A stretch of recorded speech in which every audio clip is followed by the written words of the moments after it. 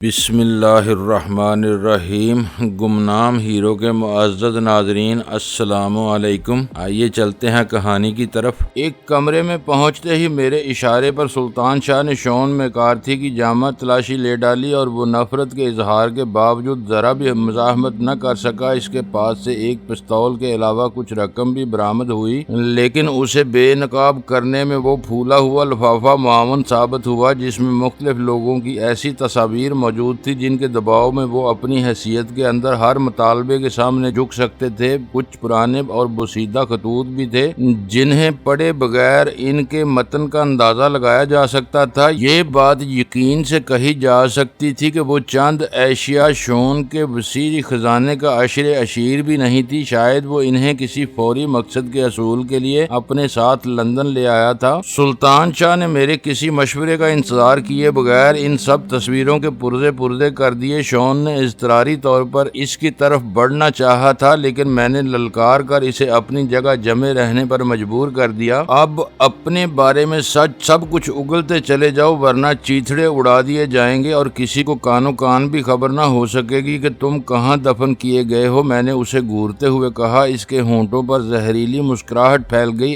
ابھی بھی کچھ نہیں بگڑا۔ میں کہتا ہوں کہ مجھے جانے دو، ورنہ تم بہت بڑے خسارے میں رہو گے۔ میں کچا کھیل کبھی نہیں کھیلتا۔ سلطان شاہ نے جھپٹ کر پوری قوت سے اس کے منہ پر تھپڑ رسید کر دیا اور وہ لڑکھڑاتا ہوا کئی قدم پیچھے ہٹ گیا اور قلین پر خون تھوکتے ہوئے گرایا، میں یہ بدلے گن کر چکاؤں گا۔ تم جس زوم میں ہو وہ خاک میں ملنے والا ہے۔ میں نے اس کے اعتماد کو ختم کرنے کی نیت سے کہا۔ ہمیں علم ہے کہ لڑکی تمہاری قید میں ہے، مگر اب یہ کھیل ختم ہو جائے گا۔ میرے الفاظ پر اس کی آنکھوں میں حیرت اور بے یقینی کے آثار ابھر آئے۔ کس لڑکی کی بات کر رہے ہو؟ اس نے بے پروایانہ لہجہ اختیار کرنے کی ناکام کوشش کرتے ہوئے کہا۔ وہی جس سے تم ہماری شناخت کرانا چاہتے ہو، میں نے زہریلے لہجے میں کہا، اور میں یہ بھی جاننا چاہوں گا کہ تم نے اس کے ساتھ ہمارا تعلق کیسے قائم کر لیا۔ غالباً اس کا سارا اعتماد اسی ایک نقطے کے سہارے تھا کہ غزالہ حشام میں لوسی کی تحویل میں تھی، لیکن میری زبان سے اس کا ذکر سننے کے بعد وہ شکست خوردہ سا نظر آنے لگا۔ اس نے مزاحمت کی سخت کوشش کی، لیکن جوڈی کی فراہم کی ہوئی مضبوط ڈوری کے ذریعے اسے بے دست و پا کر کے سلطان شاہ نے اس کے منہ میں کپڑا ٹھونسا اور اس پر تھوڑا سا تشدد کیا تو وہ زبان کھولنے پر آمادہ ہو گیا۔ اس کے ہتھیار ڈالنے پر اس کے منہ سے کپڑا نکال دیا گیا۔ اس کے بارے میں غزالہ کی رائے 100% درست نکلی۔ اسے اپنا قیدی بنانے کے بعد جب شون نے غزالہ کے قبضے سے 5000 پاؤنڈ سے زیادہ رقم برآمد کی تو اس کی نیت خراب ہو گئی۔ اس نے سوچا کہ وہ غزالہ کے ساتھی کو بھی یرغمال بنا کر ورسان سے تاوان میں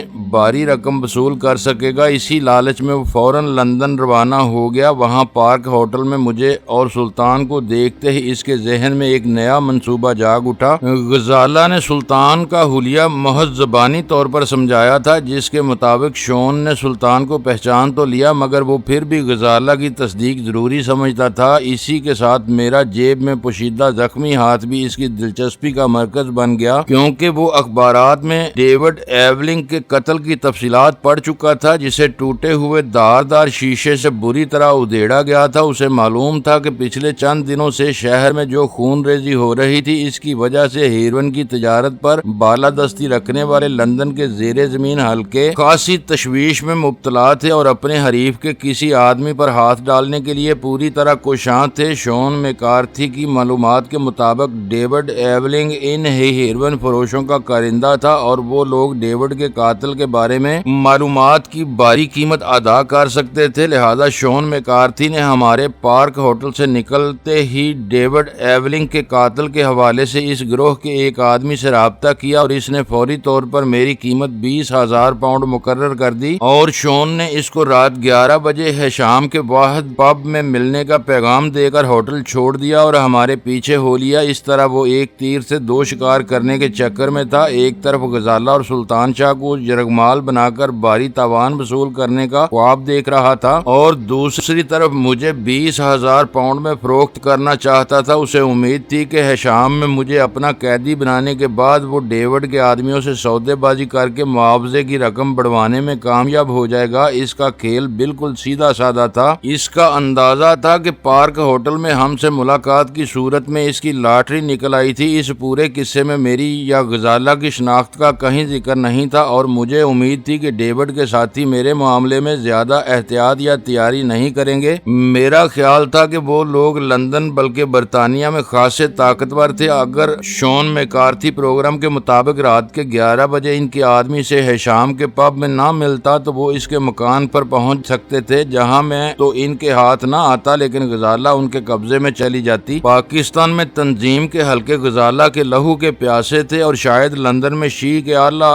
ذمہ دار اس کے وجود ہی سے لا علم تھے، کیونکہ وہ پاکستان کا ایک قومی معاملہ تھا۔ لیکن مجھے خدشہ تھا کہ کہیں داؤد نے میرے خلاف اپنی کہانی میں زور پیدا کرنے کے لیے شیعہ کی سپریم کونسل کو غزالہ کے کوائف اس کی تصویر سمیت مہیا نہ کر دیے ہوں۔ ایسی صورتحال میں لندن میں بیٹھ کر ویرا کے فارغ ہونے کے انتظار میں وقت برباد نہیں کر سکتا تھا۔ ہمیں اولین فرصت میں غزالہ کو شون میکارتھی کے مکان سے نکالنا تھا تاکہ وہ ناقابل تصور مظالم سے محفوظ رہ سکے۔ شون میکارتھی ہماری تحویل میں بالکل بے بس تھا، اس کا گنونا کردار بھی سامنے آ چکا تھا، لیکن ویرا سے مشورہ کیے بغیر میں اسے فلیٹ میں ختم کرنے کا خطرہ مول نہیں لے سکتا تھا۔ اول تو مجھے یہ علم نہیں تھا کہ جوڈی کس حد تک قابل اعتماد تھی۔ مار داڑ کے مناظر کو سہ لینا اور بات تھی، لیکن ایک تندرست اور توانا مرد کو بے جان لاش میں تبدیل ہوتے دیکھ کر مضبوط اعصاب کی مالک بہتیری عورتیں بھی بے اختیار چیخنا شروع کر سکتی تھیں۔ پھر اس فلیٹ سے لاش کو ٹھکانے لگانے کا مسئلہ تھا جو کم از کم میرے بس سے باہر تھا۔ ویرا ہی اس کا بندوبست کر سکتی تھی، ورنہ وہ لاش اسی فلیٹ میں پڑی سڑتی رہتی، حتیٰ کہ ایک دن قرب و جوار میں رہنے والے توفن کی بنا پر پولیس کو ادھر متوجہ کر سکتے تھے۔ شون میکارتھی سے سب کچھ اگلوانے کے بعد میرا اشارہ پا کر سلطان شاہ نے دوبارہ اس کے دہانے میں حلق تک کپڑا ٹھونس دیا اور شون اس غلط فہمی میں مبتلا نظر آ رہا تھا کہ شاید ہم اسے آزاد ہی کر دیں گے۔ میں نے ٹہلتے ہوئے شون کے قریب جا کر جوں ہی اس کی کن پٹی پر پستول کا دستہ رسید کیا، بوڑھی جوڈی راہداری سے اچانک کھلے ہوئے دروازے کے وسط میں آ گئی۔ سر، کیا آپ اسے مارنے کا ارادہ رکھتے ہیں؟ اس کے ہونٹوں سے کپ کپاتی ہوئی آواز نکلی۔ اس کا چہرہ دھواں ہو رہا تھا اور وہ خوف سے پھیلی ہوئی آنکھیں شون کے بدن پر مرکوز تھیں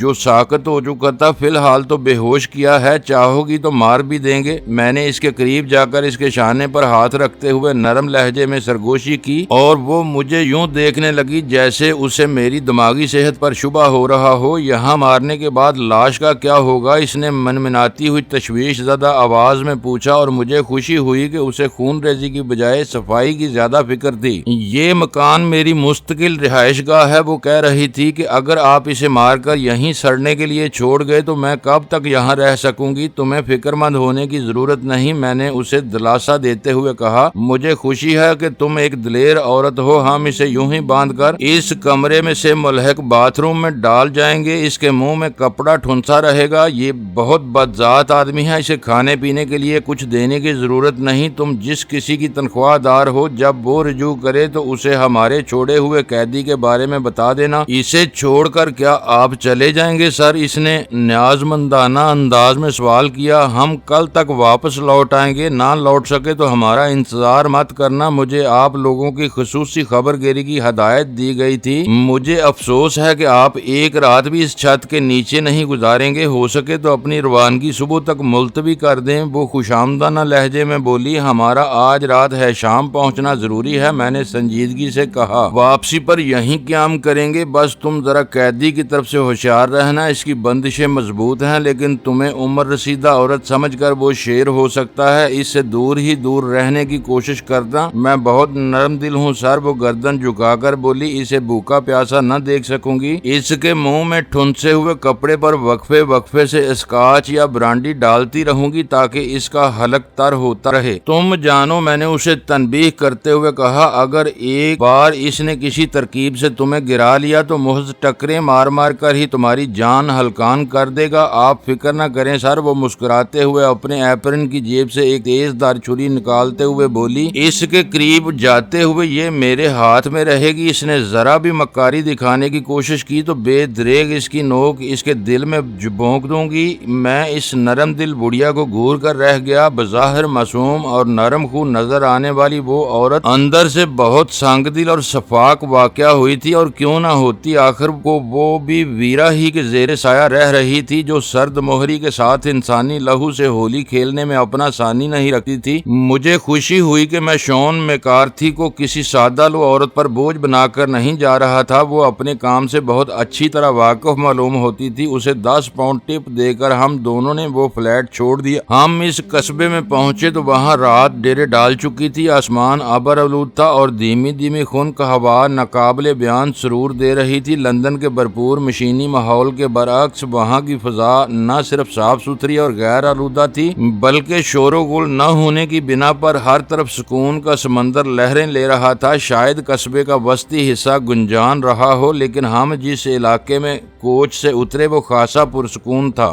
وسیع و عریض کے تحت اراضی پر مکانات ایک دوسرے سے کافی فاصلے پر واقع تھے۔ بیشتر مکانات کی کھڑکیاں تاریک پڑی ہوئی تھیں، البتہ احاطوں یا پھاٹکوں پر اکا دکا روشنیاں جل رہی تھی۔ کافی فاصلے پر کسی مکان کی چند کھڑکیوں کے پیچھے روشنی چمک رہی تھی، جس کا مطلب تھا کہ عام دیہی آبادیوں کی طرح ہیشام کے رہنے والے بھی رات گئے تک جاگ کر اپنی صحت خراب کرنے کے عادی نہیں تھے۔ لندن سے روانہ ہونے سے پہلے ہم نے ریلوے اسٹیشن کے ایک پبلک بوتھ میں ہینگر سے لٹکی ہوئی ٹیلی فون ڈائریکٹریوں کی مدد سے شون میکارتھی کے گھر کا پتہ نوٹ کر لیا تھا، کیونکہ ہیشام میں اس نام کے ایک ہی شخص کا فون نمبر ڈائریکٹری میں درج تھا، اور وہ وہی نمبر تھا جو شون نے مجھے لوسی سے رابطے کے لیے دیا تھا۔ ہمارے لیے ہیشام بالکل اجنبی قصبہ تھا، لہذا مانچسٹر سے کوچ میں روانہ ہوتے ہوئے میں نے دانستہ ایک ایسی نشست کا انتخاب کیا جہاں پہلو والی نشست پر ایک عمر رسیدہ شخص اپنے ہاتھ میں مفت سفری پاس تھا میں پہلے سے براجمان تھا۔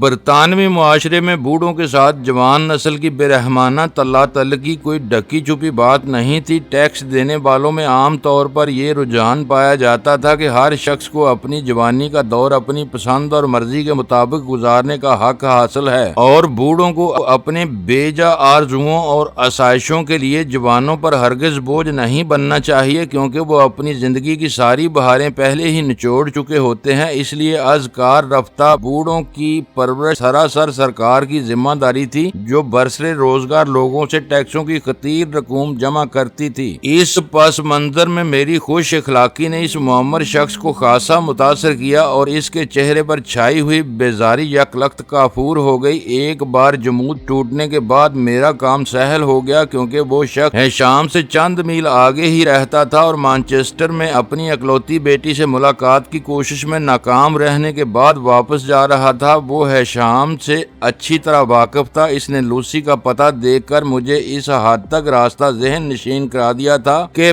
بس سے اترنے کے 15 منٹ بعد ہی ہم مطلوبہ مکان کے سامنے پہنچ گئے، جہاں وسیع احاطے کے وسط میں قدیم طرز کا ایک 2 منزلہ مکان اندھیرے میں ڈوبا ہوا تھا، اور چوبی پھاٹک پر 2 برقی لیمپ روشن تھے۔ میں نے سست رفتاری سے مکان کے قریب سے گزرتے ہوئے اپنی رسٹ واچ پر نگاہ ڈالی تو ابھی 11 بجنے میں 10 منٹ باقی تھے۔ میرا خیال ہے کہ آگے سے گھوم کر پہلو کی دیوار سے اندر کود جانا چاہیے۔ سلطان شاہ نے میرے بائیں پہلو کے ساتھ چلتے ہوئے اس طرف گہری تاریکی کا راج ہے۔ احاطہ اس قدر وسیع اور تاریک ہے کہ اندر پوری پلاٹون بھی چھپی ہوئی ہو تو باہر سے کچھ اندازہ نہیں ہو سکتا۔ میں نے اضطراری لہجے میں کہا، کہیں اندر ہمارے لیے چوہے دان تیار نہ ہو، 11 بجنے تک میدان صاف ہوگا۔ سلطان شاہ نے پیش قدمی جاری رکھتے ہوئے پورے اعتماد لہجے میں کہا، مقررہ وقت تک پب میں شون کا انتظار کیا جائے گا، اس کے بعد کچھ ہونے کا امکان ہے۔ ہمیں اس سے پہلے ہی اندر گھس کر پوزیشن سنبھال لینا چاہیے۔ پوزیشن؟ میں بے اختیار ہنس دیا۔ 2 پستولوں اور 2 گیندوں کے سوا رکھا ہی کیا ہے تمہارے پاس جو اندر پوزیشن سنبھال لو گے؟ آدھے گھنٹے میں سارا میگزین ختم ہو جائے گا۔ میرا مطلب تھا ہمیں بابی تک پہنچنا چاہیے، اس نے وضاحت کرتے ہوئے کہا۔ ایک بار چھیڑ چھاڑ شروع ہو گئی تو ہم اندر پھٹک بھی نہ سکیں گے۔ اس وقت صورتحال نہایت سنسنی خیز ہو چکی تھی۔ سامنے لوسی کا تاریکی میں ڈوبا ہوا مکان کسی آسیبی ہیبلے کی طرح تاریکی میں تاریک تر نظر آ رہا تھا، اور اسی مکان کے کسی کمرے میں غزالہ قید تھی جسے میں اپنی جان سے زیادہ عزیز رکھتا تھا، لیکن وہ ایک مدت سے مجھ سے بچھڑی ہوئی تھی اور اپنی بقا کے لیے کئی خون ریز مارکوں میں سرخرو ہونے کے بعد آخر کار لوسی کی قیدی بن گئی تھی۔ لوسی کے فون پر میں غزالہ سے گفتگو کر چکا تھا اور اس کی آخری چیخ کی گونج میرے ذہن میں ابھی تک باقی تھی۔ اس کی آزادی کی مہم بظاہر چند لمحوں کی بات نظر آ رہی تھی۔ لوسی کتنی بھی دلیر اور بے خوف رہی ہو، لیکن وہ ایک عورت تھی، پھر تنہا بھی رہ رہی تھی، کیونکہ اس کا رازداں اور ساتھی بیکن ہال مینشن کے ایک فلیٹ میں ایک سفید فام بڑھیا کے رحم و کرم پر بے دست و پا پڑا ہوا تھا۔ لیکن اسی کے ساتھ مجھے ان لوگوں کا خوف بھی دامن گیر تھا جو میرے خریدار تھے۔ وہ شون میکارتھی کو ایک خطیر رقم کی پیشکش کر چکے تھے، اور میرا پختہ اندازہ تھا کہ وہ لوگ بھی اس وقت شام کی کھلی فضا میں خون آشام بھیڑیوں کی طرح سرگرم تھے۔ وہ میری اصلیت مایوسی کے مکان میں غزالہ کے وجود سے بے خبر تھے۔ انہیں زخمی ہاتھ والے اس شخص کی تلاش تھی جس نے ان کے ساتھی ڈیوڈ ایبلنگ کو بے رحمی کے ساتھ قتل کیا تھا۔ احاطے کے پہلو میں پہنچنے تک میں سلطان کی رائے سے متفق ہو چکا تھا۔ اگر ایک بار ڈیوڈ کے ساتھی میدان درمیان میں حائل ہو جاتے تو نہ ہم غزالہ تک پہنچ سکتے تھے، نہ وہ بارودی برسات سے بچ کر نکل سکتی تھی۔ عجلت میں ہم سے ایک چوک ہو گئی۔ سلطان شاہ کی آواز سنتے ہی میں اپنے خیالات کی محویت سے چونکا، جیسے میرے کان کے قریب ہی گولی داغ دی گئی ہو۔ ہمیں مانچسٹر سے ایک مرتبہ پھر شام فون کر لینا چاہیے تھا تاکہ تازہ ترین صورتحال کا اندازہ ہو جاتا۔ اس نے تھوڑے سے وقفے کے بعد تعصب امیز لہجے میں کہا، وہ ایک اتفاق ہی تھا کہ غزالہ کے کمرے والے فون کو پلگ لگا رہ گیا۔ اس کی چیخ سنتے ہی مجھے اندازہ ہو گیا تھا کہ لوسی واپس پہنچ گئی ہوگی۔ ایسے اتفاقات بار بار رونما نہیں ہوا کرتے۔ میں نے کہا، ضروری تو نہیں تھا کہ تم غزالہ کے شناسہ بن کر ہی فون کرتے؟ شون ابھی تک شام نہیں پہنچا۔ تم اس کے دوست بن کر لوسی کو اس کا کوئی پیغام دینے کے ساتھ ہی صورتحال بھی دریافت کر سکتے تھے۔ اس بار بھی اس کی بات معقول تھی۔ مجھے محسوس ہوا کہ پہاڑوں کی سرزمین پر جنم لینے اور پروان چڑھنے والا سلطان شاہ کھلی فضاؤں کا آدمی تھا۔ شہروں میں شاید وہ احساس کمتری کا شکار ہو کر اپنی صلاحیتوں سے کسی حد تک محروم ہو جاتا تھا، مگر فطری ماحول میسر آتے ہی اس کا دماغ پوری طرح کام کرنے لگتا تھا۔ لیکن اس کی تجویز پر عمل کرنے کا وقت گزر چکا تھا۔ گھڑی کی سوئیاں دھیمے دھیمے 11 کی طرف سرک رہی تھیں۔ اب اتنا وقت نہیں رہ گیا تھا کہ ہم سرے شام خوابیدہ ہو جانے والے قصبے میں لوٹ کر کہیں سے لوسی کو فون کرتے۔ ہمارے لیے ایک ایک لمحہ قیمتی اور فیصلہ کن تھا، جسے ضائع کر کے ہم مجرمانہ کوتاہی کے مرتکب ہوتے۔ احاطے کی دیوار کے ساتھ چلتے چلتے ہم رک گئے، کیونکہ اس طرف اوپر کی چند اینٹیں گری ہوئی تھیں۔ آگے بڑھو، اندر کوئی موجود ہوا تو دیوار کے اس حصے پر ضرور نگاہ رکھے گا۔ سلطان شاہ نے میرے پہلو میں ٹہوکا دے کر سرگوشی کی، مگر میں وہیں جمع رہا۔ میرا بایاں ہاتھ زخمی ہے، ایک ہاتھ کے سہارے میرے لیے دیوار پھاندنا دشوار ہوگا۔ میں نے بھی سرگوشیانہ لہجے میں اسے یاد دلایا، پہلے میں اندر اتروں گا، کوئی خطرہ دیکھو تو تم آگے نکل جانا۔ وہ کچھ نہ بولا اور میں نے زمین سے ایک پتھر اٹھا کر احاطے کے اندر اچھال دیا۔ اندر زمین پر پتھر گرنے کی آواز رات کے گہرے سناٹے میں بہت نمایاں تھی، لیکن اس کے جواب میں ہر طرف گہرا سکوت چھایا رہا۔ چند ثانیوں کے روح فرسا انتظار کے بعد میں نے ٹوٹی ہوئی دیوار کے سرے پر داہنا ہاتھ جماتے ہوئے اپنا بدن اوپر اٹھانا چاہا، مگر ناکام رہا، اور سلطان شاہ نے جھک کر اچانک ہی اپنی کھوپڑی میرے ٹانگوں کے درمیان سے گزاری اور میرا بوجھ اپنے شانوں پر سہار لیا۔ اپنی مجبوری کی بنا پر میں خاموش ہی رہا۔ میرے لیے یہی تدبیر آسان اور قابل عمل تھی۔ میرے اشارے پر سلطان شاہ نے آہستہ آہستہ اوپر اٹھنا شروع کر دیا۔ میں نے دیوار کے پار اندھیرے کی چادر میں آنکھیں پھاڑ پھاڑ کر دیکھا، پھر میرا اشارہ پاتے ہی سلطان شاہ یکلخت سیدھا کھڑا ہو گیا۔ میں دیوار کے سرے پر سینے کے بل لیٹ کر اس کے شانوں سے شکستہ اینٹوں پر پلٹتا ہوا پنجوں کے بل اندر کود گیا۔ میں کچی زمین پر اندھیرے میں کئی سیکنڈ تک یوں ہی بے حس و حرکت اکڑوں بیٹھا رہا۔ زمین سے پیر لگتے ہی میں نے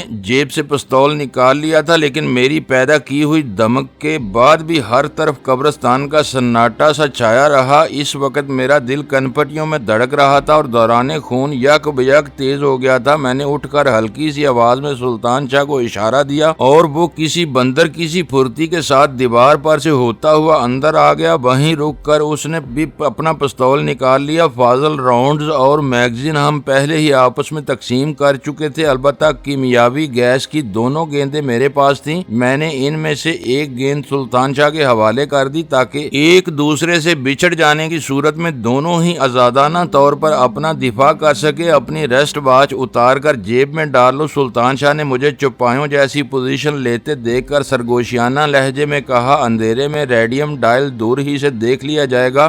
رسٹ واچ جیب میں ڈال کر میں چوپائے کی طرح محتاط انداز میں عمارت کی طرف بڑھنے لگا۔ بائیں ہاتھ کے زخموں میں گو تکلیف کم ہو گئی تھی، مگر پھر بھی مجھے پیش قدمی کے لیے محض ہتھیلی کے سرے پر زور دینا پڑ رہا تھا، کیونکہ پوری ہتھیلی میرا وزن سہارنے کے قابل نہیں تھی۔ سلطان شاہ نے مجھ سے کئی فٹ دور جا کر اپنا سفر کا آغاز کیا تھا، اس لیے تاریک عمارت کے عقب میں پہنچ کر مجھے لحظہ بھر کے لیے اس کا انتظار کرنا پڑا، اور پھر ہم دونوں دیوار سے چپک کر کھڑے ہو گئے۔ اس وقت آسمان پر چھائے ہوئے گہرے سیاہ بادل ہمارے لیے ایک نعمت سے کم نہیں تھے، اور مجھے یوں محسوس ہو رہا تھا کہ ہم غزالہ کو لوسی کی قید سے نجات دلا کر شاید اسی آسانی کے ساتھ واپس بھی ہو لیں گے۔ اندھیرے میں آنکھیں پھاڑ پھاڑ کر ہم دیوار سے چپکے ہوئے آگے بڑھنے لگے۔ اس طرف ہماری راہ میں کئی کھلی ہوئی کھڑکیاں حائل ہوئیں، لیکن چوبی فریم پر جڑی ہوئی مضبوط آہنی گرل ہر جگہ سدے راہ بنی ہوئی تھی۔ البتہ میں نے یہ نوٹ کر لیا تھا کہ ان کھڑکیوں کے اس پار اندھیرے میں گہرا سکوت طاری تھا، حتیٰ کہ غور کرنے پر کسی کے سانس لینے کی آواز تک نہیں سنائی دی تھی، جس کا مطلب تھا کہ اس مکان میں زیادہ افراد سے سامنا ہونے کا کوئی امکان نہیں تھا۔ آخر کار ایک کوڑے دان کے قریب مجھے رکنا پڑ گیا۔ کوڑے دان دیوار کے ساتھ رکھا ہوا تھا، اس سے آگے 3 پختہ زینے تھے، جس کا مطلب تھا کہ وہ کوئی بغلی دروازہ تھا۔ کوڑے دان سے اٹھنے والی خورد و نوش کی اشیاء کی ہلکی ہلکی مانوس بو کی بنا پر میرا خیال تھا کہ وہ دروازہ باورچی خانے کا ہو سکتا ہے۔ میں کوڑے دان کے پاس دیوار سے چپکا کھڑا تھا کہ سلطان شاہ اچانک ہتھیلیوں اور گھٹنوں کے بل چلتا ہوا میرے قریب سے گزر گیا۔ مختصر سی سیڑھیوں کے قریب رک کر اس نے چوبی دروازے کے نچلے حصے پر ہلکا سا دباؤ ڈالا، اور پھر وہ اچانک ہی سیڑھیوں پر سے زکند لگا کر عمارت میں تحلیل ہو گیا۔ میرا دل بلیوں اچھلنے لگا۔ وہ رات ہمارے لیے ہر اعتبار سے مبارک ثابت ہو رہی تھی۔ شون میں کارتھی کی شکست سے شام تک ہر جگہ ستارے یاوری کرتے نظر آ رہے تھے۔ میں نے قدرے آگے جھک کر اندر کی سمت کھلے ہوئے دروازے کی طرف دیکھا، پھر خود بھی لپک کر اسی تاریک خلا میں گھس گیا۔ سلطان شاہ اندر دیوار سے لگا یوں ہانپ رہا تھا جیسے میلوں دور سے دوڑتا ہوا وہاں تک پہنچا ہو۔ اندر گھستے ہی میری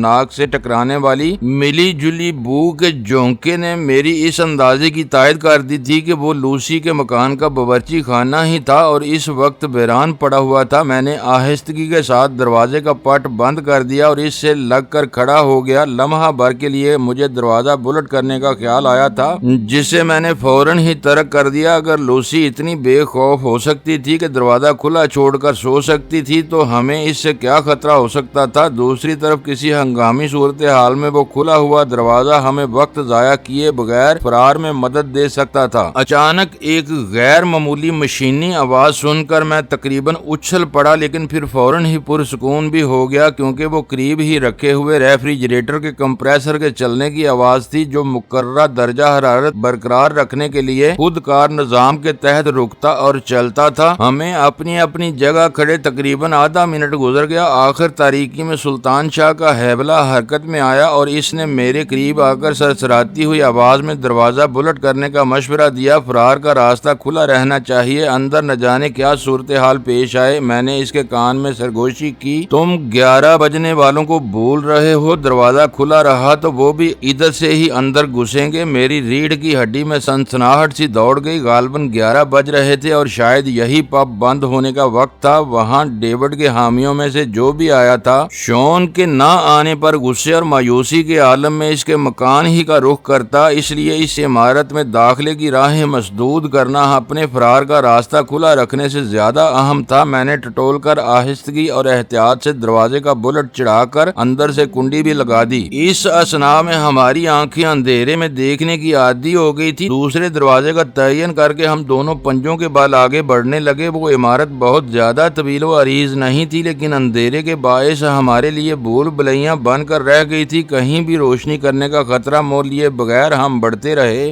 2 کمروں میں ہم 2 مرتبہ گھسے اور اپنی دانست میں نچلی منزل کے ویران کمروں کا جائزہ مکمل کر کے اوپر جانے والے زینوں کی طرف ہو لیے۔ عمارت میں اس وقت تک زندگی کے کوئی آثار نہیں ملے تھے، جس کی وجہ سے مجھے وحشت ہونے لگی تھی۔ پھر گراؤنڈ فلور پر کوئی بھی ایسا کمرہ دریافت نہیں ہو سکا تھا جہاں کسی کو اس کی مرضی کے خلاف قید کیا جا سکے۔ ہر کمرے میں باہر کی سمت میں کھلنے والی ایسی کھڑکیاں اور روشن دان موجود تھے کہ قیدی ذرا سی چیخو پکار سے قرب و جوار کے لوگوں کو اپنی طرف متوجہ کر سکتا تھا۔ نچلی منزل کے جائزے کے بعد مجھے قطعی امید نہیں تھی کہ اوپر کوئی قید خانہ دریافت ہو سکے گا، اور ہوا بھی یہی، کیونکہ زینوں کے اختتام پر ایک وسطی ہال کے 3 طرف 4 کمرے بنے ہوئے تھے۔ چوتھی سمت میں کچن اور سٹور روم واقع تھا، اور یہاں بھی کسی زیرو کا پتہ نہیں تھا۔ یہ تو سارا ہی مکان بائیں بائیں کر رہا ہے۔ آخری کمرے سے نکلتے ہوئے سلطان شاہ نے مایوسانہ لہجے میں کہا، آخر وہ دونوں کہاں گئیں؟ کہیں ہم کسی غلط مکان میں تو نہیں گھس آئے؟ پھاٹک پر لوسی براؤن کے نام کی تختی لگی ہوئی تھی۔ میں نے قدرے بلند لہجے میں سرگوشی کی، ابھی تک ہم نے جتنے کمرے دیکھے ہیں ان میں کوئی بھی اس قابل نہیں ہے کہ اس میں کوئی قیدی رکھا جا سکے۔ تم بھی تو شون کو ایک فلیٹ میں قید کر کے آئے ہو۔ وہ بولا، اس کا منہ بند ہے، وہ شور نہیں مچا سکتا، اور غزالہ نے لوسی کی غیر موجودگی میں مجھ سے فون پر بات کی تھی۔ میں نے کہا، ہو سکتا ہے کہ یہاں کوئی تہہ خانہ بھی ہو، میں کچھ اور ہی سوچ رہا ہوں۔ وہ زینوں کی طرف بڑھتے ہوئے تشویش امیز لہجے میں بولا، کہیں وہ بے صبرے